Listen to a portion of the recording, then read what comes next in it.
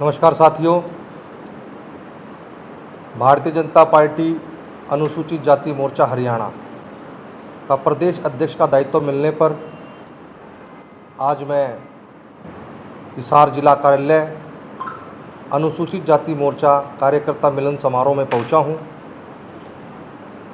यहाँ पहुंचने पर आज मेरे साथ इस प्रेस वार्ता में आदरणीय बड़ी बहन डॉक्टर आशा खेदड़ जी, जिला अध्यक्ष भाजपा हिसार, हमारे पूर्व मंत्री आदरणीय श्री अनूप धानक जी, हमारे एससी मोर्चा के जिला के अध्यक्ष राजकुमार इंदौरा जी, पार्टी के वरिष्ठ नेता जोगीराम खुंडिया जी, हमारे बहादुर सिंह नंगथड़ा जी और हमारे भारतीय जनता पार्टी के सभी मंडल के अध्यक्ष, सभी जिला पदाधिकारी और अनुसूचित जाति वर्ग के सभी समाज यहाँ पहुँचे हैं।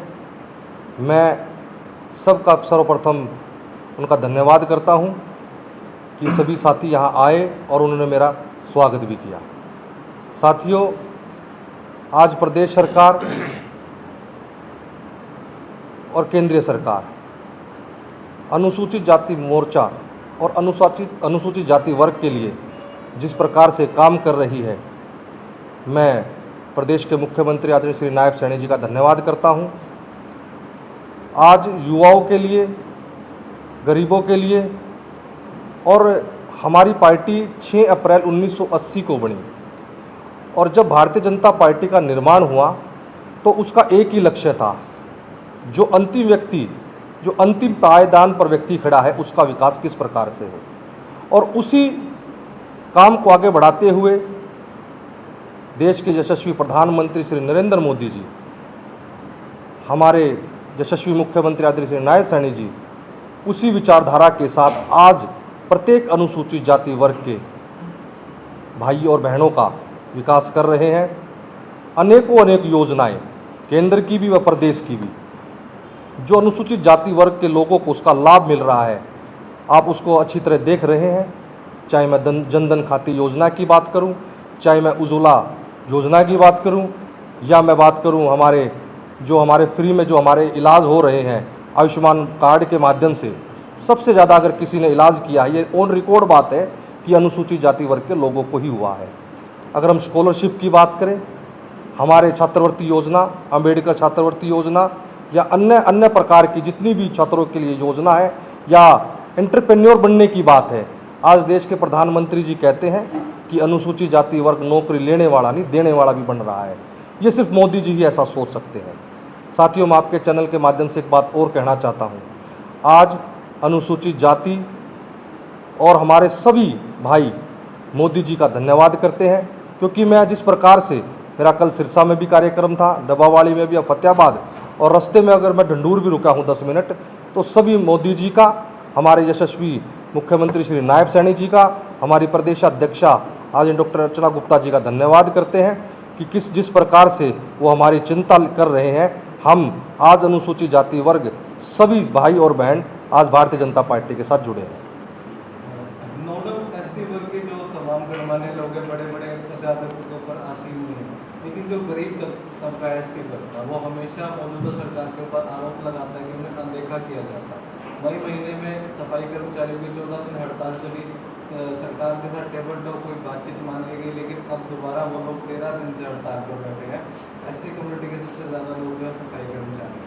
और बात की जाए, आरोप लगातार यही है, आज बिल्कुल गोयल जी का भी उन्होंने पुतला दहन किया है। तो उन लोगों की तरफ आपकी जो सरकार है ध्यान दे रही है, कितना दे रही है? आपने सिरसा जिले के हिसार तक का जिक्र किया कि सभी ने मोदी जी का जो है धन्यवाद किया। एक बार आप वहाँ जाकर सुनिए कौन किसका धन्यवाद करता है। मैं अनुसूचित जाति वर्ग से ही आता हूँ और मैं उनके बीच में ही रहता हूँ, और आज से नहीं, बचपन से। साथियों, हरियाणा 1 नवंबर 1966 को बना था। अगर हमारे महापुरुषों को और हमारे जो पूजनीय संतों को अगर कोई सम्मान दे रही है तो भारतीय जनता पार्टी दे रही है। आज आप देखना, हमारे महापुरुषों के नाम से कभी आंगनवाड़ी भी नहीं बनती थी। आज डॉक्टर भीमराव अंबेडकर जी के नाम से, नरेंद्र मोदी जी ने पंचतीर्थ के नाम से किस प्रकार से, जहां उनका जन्म हुआ, जिस स्कूल में वो मध्य प्रदेश में पढ़े, जहां उन्होंने इंग्लैंड में पढ़ाई की, जहां उन्होंने अंतिम सांस ली जिस घर में, दिल्ली में, और जहां उनका अंतिम संस्कार किया, इन सभी स्थलों को नरेंद्र मोदी सरकार ने पंचतीर्थ के नाम से राष्ट्रीय स्मारक घोषित किया है। क्या पूर्व की सरकारों को इस प्रकार की बात नहीं सोचनी चाहिए? आज आप देखेंगे, मैं अपनी पूरी बात करता हूं। निरंतर समस्याएं जो हैं उनका समाधान माननीय मुख्यमंत्री जी निश्चित रूप से 100% करेंगे।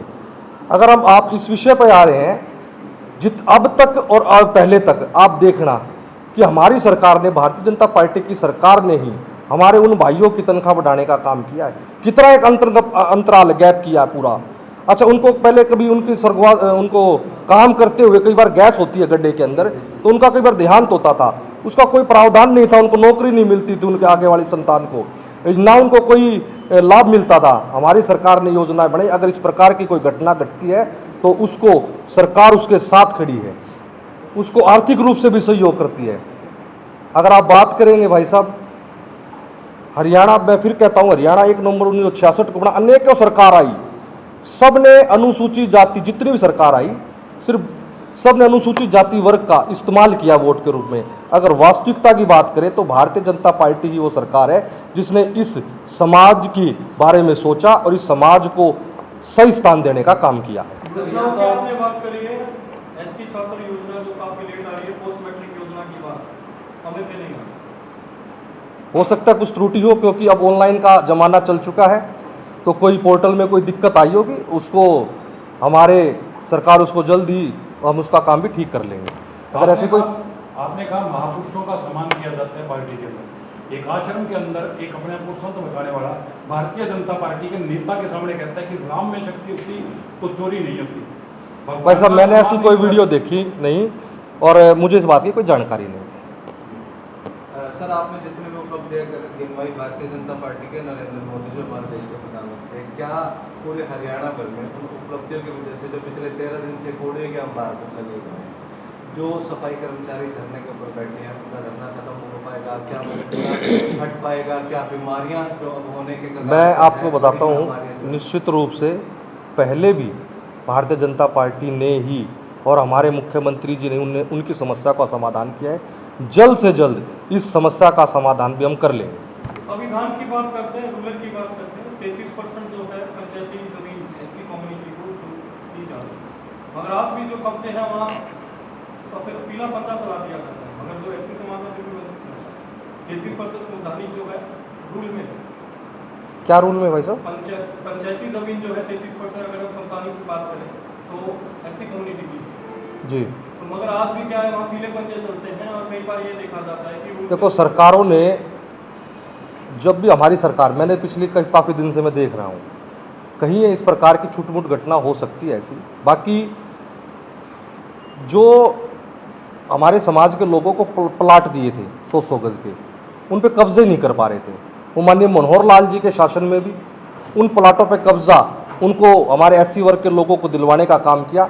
इसी प्रकार से प्रदेश के मुख्यमंत्री जी, प्रधानमंत्री जी आवास योजना के तहत हमारे अनुसूचित जाति वर्ग के लोगों को नए मकान बना करके, सिर्फ प्लाट नहीं, मकान बना करके उनको चाबी देने का काम कर रहे हैं।